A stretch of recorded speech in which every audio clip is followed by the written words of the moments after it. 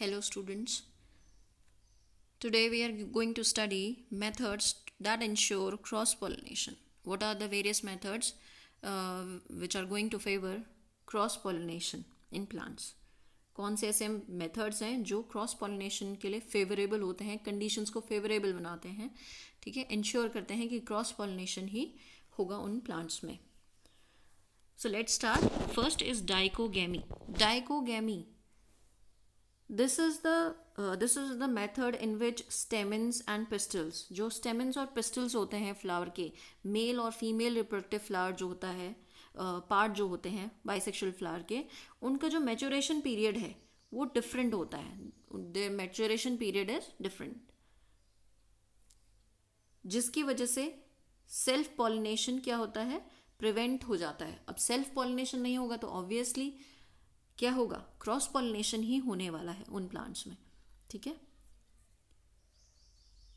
Dichogamy, this is called dichogamy when the maturation time is different for both stamen and pistil. Then we have protandry. Protandry वो plants जिनमें flower का जो mail reproductive part है वो पहले develop हो जाता है स्टिग्मा से, और पोलन ग्रेन्स जो होते हैं वो क्या होते हैं, वो स्टिग्मा को पॉलिनेट नहीं कर पाते हैं, उस सेम फ्लावर के स्टिग्मा को पॉलिनेट नहीं कर पाते हैं.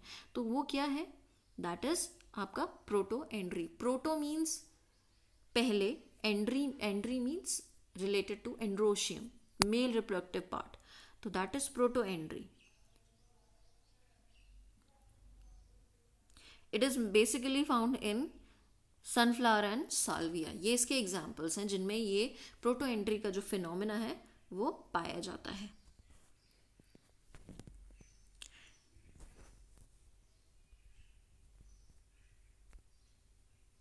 Then we have protogyny. Protogyny, जब आपका फीमेल रिप्रोडक्टिव पार्ट जो है वो पहले मैच्योर करता है. ठीक है, स्टिग्मा जो है it matures earlier so that they pollinate, they get pollinated before the anthers of the same flower matures. उससे पहले ही स्टिग्मा जो है डेवलप हो जाता है. और जब स्टिग्मा पहले डेवलप हो जाएगा तो एयर में जो आपके या इंसेक्ट्स के थ्रू जो पोलन ग्रेन्स आ रहे हैं उनको वो स्टिग्मा रिसीव कर लेगा, क्योंकि उसका अपना खुद का जो एंथर है, उसी फ्लावर का जो एंथर है वो तो अभी मैच्योर हुआ नहीं है. तो that is protandry. Proto means, अभी मैंने बताया, प्रोटो मीन्स पहले, gynae, sorry, this is protogyny. Proto means पहले, before. Gyne means it is related to gynoecium, that is female reproductive part. That's why it is called protogyne, जिसमें आपका female reproductive part जो है पहले mature हो जाता है then the male reproductive part. You can see in the picture,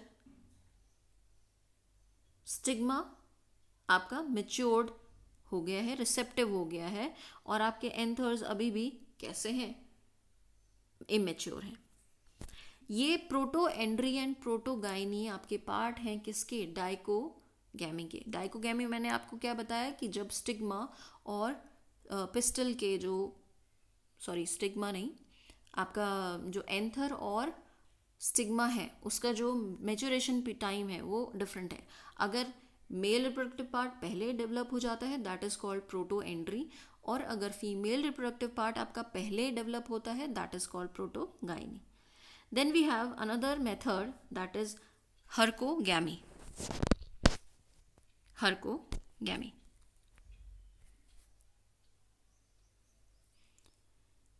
It is a common strategy employed by the hermaphrodite angiosperms to reduce sexual interference between male anthers and female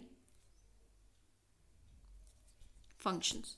इसमें क्या होता है, कुछ ऐसे इस तरह से उनमें इंटरफेरेंस आती है ताकि जो सेल्फ पॉलिनेशन है, मेल और फीमेल रिप्रोडक्टिव फंक्शंस जो होते हैं उनमें क्या होता है, इंटरफेरेंस आती है ताकि सेल्फ पॉलिनेशन ना हो पाए. राइट, तो this is herkogamy. Then we have self incompatibility. Self incompatibility genetically जो आपका मेल और फीमेल रिप्रोडक्टिव पार्ट है वो एक दूसरे के लिए रिसेप्टेबल नहीं है, ठीक है. It is general name for several genetic mechanisms in angiosperms which prevent self fertilization and thus encourage cross pollination and allogamy. This is self incompatibility, मतलब एक दूसरे के लिए ही वो क्या जो फीमेल रिप्रोडक्टिव पार्ट है और मेल रिप्रोडक्टिव पार्ट है वो इनकम्पैटिबल ही नहीं हो पाते हैं. इस तरीके के उनके स्ट्रक्चर्स होते हैं, या जो मैच्योरेशन का जो मेथड होता है वो डिफरेंट होता है. सेल्फ इनकम्पैटिबिलिटी, वो इनकम्पैटिबल होते हैं एक दूसरे के लिए, कंपैटिबल होते ही नहीं. Then we have heterostyly. The condition of having styles of different length relative to the stamen in flowers of different individual plants to reduce self fertilization. Heterostyly मतलब स्टाइल वाला पार्ट जो है आपका वो क्या होता है, उसकी लेंथ जो है वो डिफर कर जाती है, या तो वो बहुत ज़्यादा इलोंगेटेड होगा या फिर वो बहुत ज़्यादा शॉर्ट होगा, ताकि जो सेल्फ पॉलिनेशन है वो हो ही ना पाए, स्टेमन उस तक पहुंच ही ना पाए. स्टाइल की लेंथ इस तरह से हो जाती है, या तो स्टाइल बहुत ज़्यादा इलोंगेट हो जाएगा या फिर बहुत ज़्यादा शॉर्ट हो जाएगा in comparison to stamen. That is heterostyly. Hetero means different, styly means style जो पार्ट होता है फ्लावर का, heterostyly. It is found in primrose, evening primrose. देखिए ये इमेज देखेंगे आप, इसमें आपको दिख रहा होगा स्टाइल की लेंथ आपको कितनी अलग अलग तरीके से डिफरेंट दिख रही है.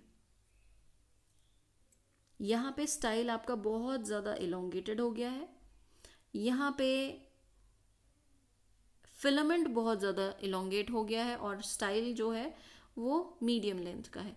और यहाँ पे जो थर्ड केस है, यहाँ पे जो स्टाइल है वो बहुत ही ज़्यादा इनकॉन्स्पीशियस है, बहुत ही छोटा है इन comparison to filament.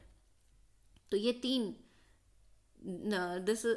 Three type की हेट्रोस्टाइली है जो फ्लावर्स में पाई जाती है.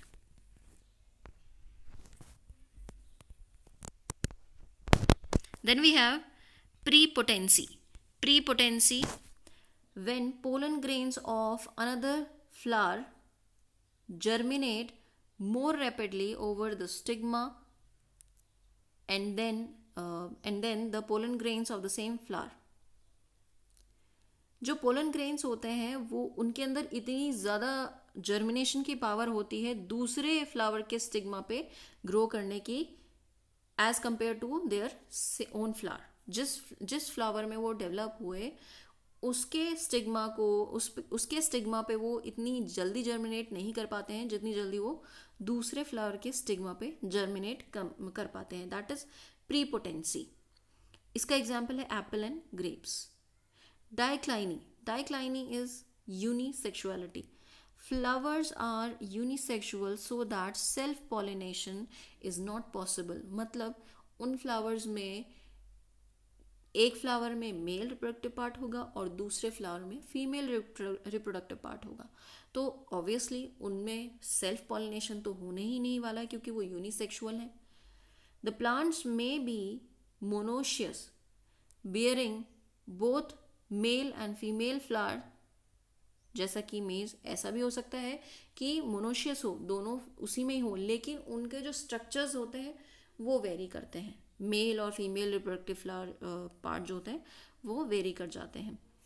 दूसरा, अब आप देखिए इसमें क्या होता है, मेज में क्या होता है, एक ही स्टॉक है, उसमें ऊपर की तरफ आपके मेल फ्लावर्स होते हैं और नीचे जो कॉम्ब होता है उसमें आपके ये स्टिग्मा बाहर निकले रहते हैं. तो है तो सेम प्लांट पे पर अलग अलग हैं. तो ये जो मेल फ्लावर्स है इनसे पोलन निकल के इनको पॉलिनेट करता है, इन स्टिग्मा को, या दूसरे प्लांट के स्टिग्मा को पॉलिनेट करेगा. जब डायोशियस कंडीशन होती है, dioecious condition bearing male and female flowers on different plants, male और फीमेल फ्लावर्स ही डिफरेंट प्लांट्स पे होते हैं. जैसे पपाया, पपाया पे आपके एक प्लांट पे फीमेल फ्लावर्स होते हैं और दूसरे प्लांट पे, किसी दूसरे प्लांट पे मेल फ्लावर्स होते हैं। तो ये पाया जाता है आपका पपाया में और मलबरी में। याद रहेगा। मेज में क्या है, मेज में सेम ही प्लांट पे टॉप पर आपके मेल फ्लावर्स होते हैं और नीचे आपके फीमेल स्टिग्मा निकले रहते हैं कॉम्ब से बाहर। तो वो क्या होता है, क्रॉस पॉलिनेशन होता है उनमें, राइट। है तो सेम प्लांट पे बट मोनोशियस, राइट। लेकिन दूसरी कंडीशन क्या है, डायोशियस। फ्लावर्स ही दोनों अलग अलग प्लांट्स पे प्रेजेंट है। एक प्लांट पे मेल फ्लावर है और दूसरे प्लांट पे फीमेल फ्लावर है। जैसे आपका example, for example mulberry and papaya, this is dicliny. Then we have artificial hybridization. What is, ये तो आपका क्रॉस पॉलिनेशन से रिलेटेड जो भी पार्ट था वो कंप्लीट हो गया है। जितना भी जो भी उसमें मेथड से जो उसको क्रॉस पॉलिनेशन को इंश्योर करते हैं प्लांट्स में, तो ये कंप्लीट हो गया है। अब आ जाते हैं हम आर्टिफिशियली हम क्रॉस पॉलिनेशन कैसे इंड्यूस कर सकते हैं। आर्टिफिशियल हाइब्रिडाइजेशन इसको कहा जाता है। हाइब्रिड्स तैयार करते हैं artificially, this is man made. जो ह्यूमन अपनी डिज़ायर के हिसाब से जो कैरेक्टर्स उसे चाहिए उनके हिसाब से क्रॉस पॉलिनेशन कराता है प्लांट्स के बीच में, that process is called artificial hybridization. That is artificial hybridization.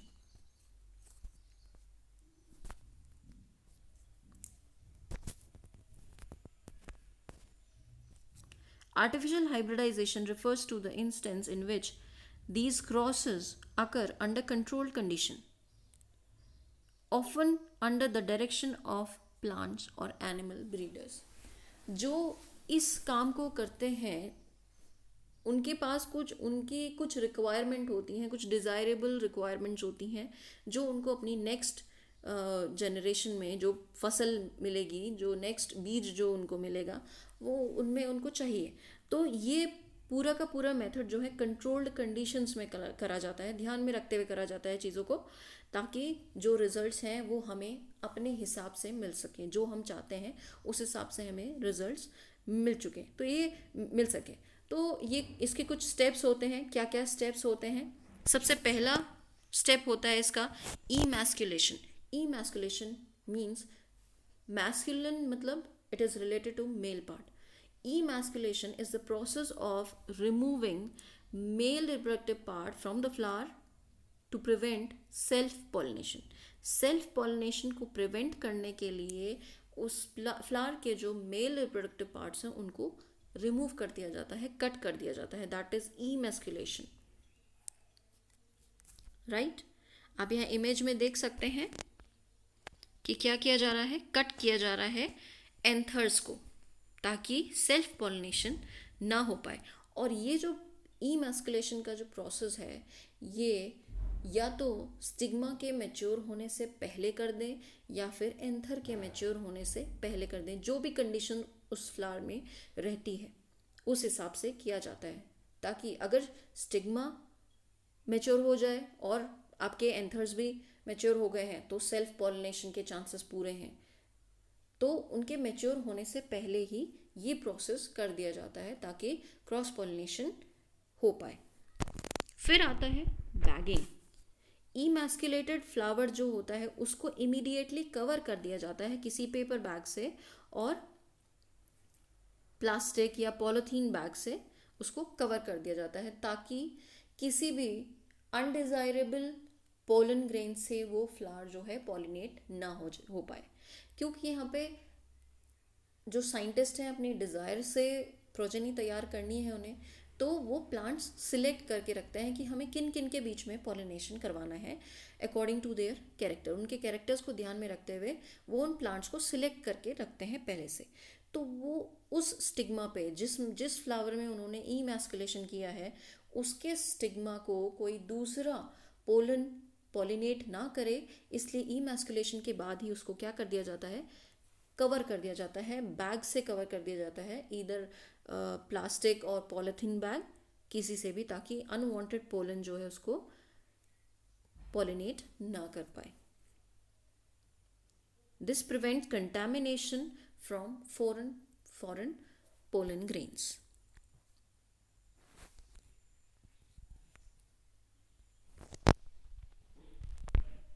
Image you can see here, इसमें क्या कर दिया गया है, उस फ्लावर को क्या कर दिया गया है, या तो इस तरह से बंद कर दिया गया है या फिर इसको बैग से कवर कर दिया। यहाँ पे उस फ्लावर को ही ऊपर से नॉट बांध दी है, टाई कर दिया है। या फिर अगर आप फ्लावर को ऐसे टाई नहीं कर सकते हैं तो इस तरह से बैग में उसको पॉलिथीन बैग से उसको कवर कर दिया है, यहाँ पे नॉट बांध दी है, ये कवर्ड हो गया है, फ्लावर अंदर दिख रहा है आपको। Then then the next process is rebagging. What is rebagging? When flower is bagged, flower attains receptivity. Mature pollen grains collected from anthers of the desirable plant and are dusted on the stigma of that bagged flower. इसके बाद उसको दोबारा से बंद कर दिया जाता है। एक बार जो वो बैग किया था हमने, बैगिंग जिस फ्लावर की करी थी, जब दूसरे प्लांट के पोलन ग्रेन्स मेच्योर हो जाते हैं तो उनको लेके ओपन करके उसके स्टिग्मा पर स्प्रिंकल कर दिए जाते हैं एंड देन अगेन उसको रीबैग किया जाता है ताकि अगेन कोई दूसरा जो पोलन ग्रेन है उसको पॉलिनेट ना कर पाए। So you can see here in this image, यहाँ देखिए, यहाँ से ब्रश से जो डिज़ायरेबल प्लांट है उसके पोलन ग्रेन्स ब्रश पे स्टिक करके दूसरा जो बैग किया था हमने फ्लावर उस पर क्या कर दिया, स्प्रिंकल कर दिया, राइट। ये आपका इमैस्कुलेशन का प्रोसेस दिखाया है कि मैस्कुलर जो एंथर्स हैं उनको एंथर्स रिमूव्ड उस फ्लावर में, फिर क्या किया, जो भी डिज़ायरेबल प्लांट है उससे पोलन्स लेके स्प्रिंकल करवा दिए एंड देन रीबैग कर दिया। नाउ ये तो था पूरा प्रोसेस आपका आर्टिफिशियल हाइब्रिडाइजेशन। तो कौन कौन से प्रोसेस होते हैं इसमें, इमैस्कुलेशन, बैगिंग, रीबैगिंग, तो ये सब प्रोसेस होते हैं आर्टिफिशियल हाइब्रिडाइजेशन में। Then we have advantages of cross pollination. क्या क्या एडवांटेजेस हैं क्रॉस पॉलिनेशन के?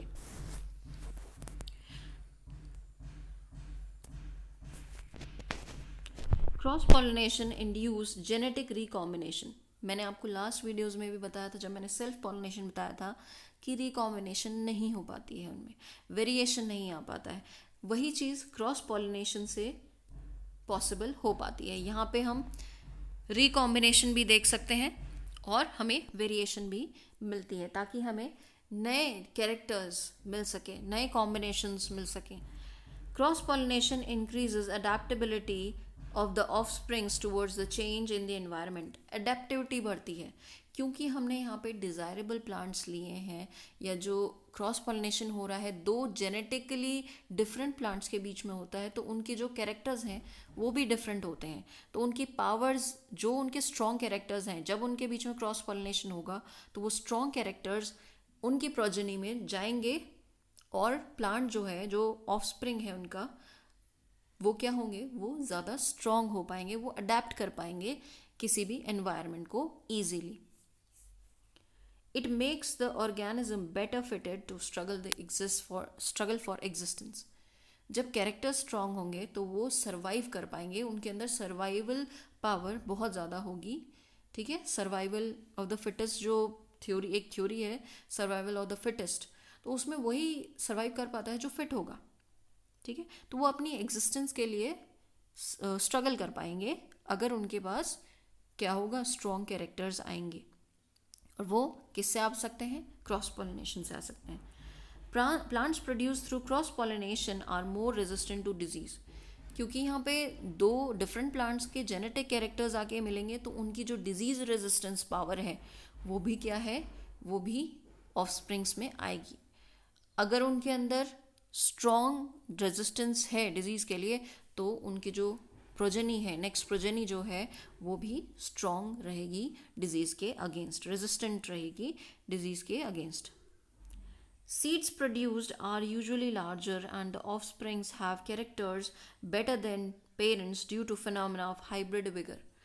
हाइब्रिड विगर एक ऐसा फिनोमिना है जिससे जो ऑफस्प्रिंग है वो ज़्यादा स्ट्रॉन्ग होता है अपने पेरेंट्स से, क्योंकि उसके पास दोनों की पेरेंट्स के स्ट्रॉन्ग कैरेक्टर आए हैं। तो अगर हम उसको इंडिविजुअल पेरेंट्स से कंपेयर करेंगे तो वो ज़्यादा स्ट्रॉन्ग होगा, ऑफस्प्रिंग ज़्यादा स्ट्रॉन्ग होगा, क्योंकि उसके पास दो प्लांट्स के स्ट्रॉन्ग कैरेक्टर्स हैं, right. This is called hybrid vigour, और उसकी जो प्रोडक्टिविटी है वो भी ज़्यादा होगी। New and more useful varieties can be produce through cross pollination. बहुत नए तरीके की और यूजफुल वेराइटीज तैयार की जाती हैं क्रॉस पॉलिनेशन से। Defective characters of the race are eliminated and replaced by the better character. Cross pollination से जो आपके वेस्ट डिफेक्टिव कैरेक्टर्स हैं, जो बेकार कैरेक्टर्स हैं किसी भी प्लांट के, वो क्या किए जा सकते हैं, वो रिमूव किए जा सकते हैं, किसी भी जनरेशन से निकाले जा सकते हैं through the process of cross pollination. Yield जो है वो अच्छी होती है, वो कभी भी नीचे नहीं जाती है, कम नहीं होती है, एवरेज रहेगी, राइट। एवरेज रह सकती है, अच्छी तो हो मिल ही सकती है, लेकिन एवरेज से नीचे नहीं होगी, बेकार नहीं होगी, हमें एवरेज जो प्रोडक्टिविटी है वो मिल जाएगी। Then what are the disadvantages of cross pollination?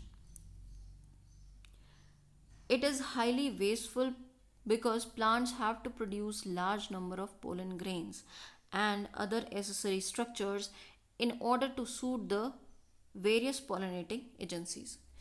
इस पॉलिनेशन में, क्रॉस पॉलिनेशन में बहुत सारे फैक्टर्स रिस्पॉन्सिबल होते हैं पॉलिनेशन के लिए। तो अगर फ्लावर में ज़्यादा पोलन ग्रेन्स नहीं बनेंगे या वो अट्रैक्टिव नहीं होगा तो उसमें क्रॉस पॉलिनेशन के चांसेस कम हो जाते हैं। अगर पोलन ग्रेन्स ज़्यादा नहीं बनेंगे तो विंड उन्हें कैरी नहीं कर पाएगी, राइट। ज़्यादा नहीं होंगे तो जितने बनेंगे, अगर वो विंड में जा भी रहे हैं तो चांसेस हैं कि एनवायरमेंटल फैक्टर्स की वजह से वो क्या हो जाएंगे, डेसिकेट कर जाएंगे। इसलिए ज़्यादा अमाउंट में बनना ज़रूरी है, ठीक है। तो ये कहीं ना कहीं डिसएडवांटेज है। तो किसी जनरेशन में अगर नहीं बने पोलन ग्रेन ज़्यादा तो फ्रूट नहीं होगा तैयार, पॉलिनेशन नहीं होगा, फर्टिलाइजेशन नहीं होगा, फर्टिलाइजेशन नहीं होगा तो फ्रूट नहीं बनेगा। तो ये कमी है उसकी। A factor of chance is always involve in cross pollination. एक चांस फैक्टर रहता है वहाँ पे कि हमें अच्छे कैरेक्टर्स मिलेंगे या नहीं मिलेंगे, ये एक चांस वाली बात है, राइट।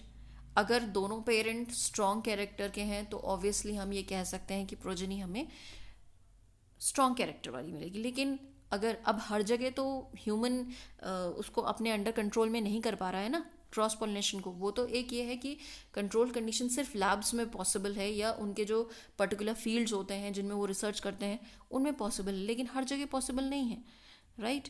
तो ये एक कमी है क्रॉस पॉलिनेशन की कि उसमें चांस वाला फैक्टर होता है। अगर कैरेक्टर्स स्ट्रॉन्ग मिल गए तो ठीक है, नहीं हुए तो क्या होगा, नेक्स्ट प्रोजेनी इतनी अच्छी नहीं होगी, लेस इकोनॉमिकल हो जाता है, कई बार ज़्यादा अच्छे रिजल्ट्स नहीं मिलते हैं।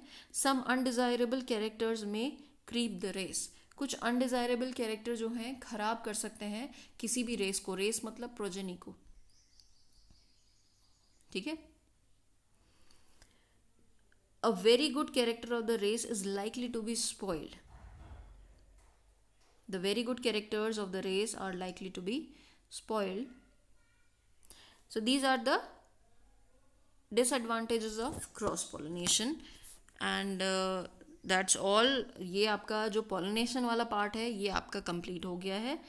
So thank you. Have a nice day.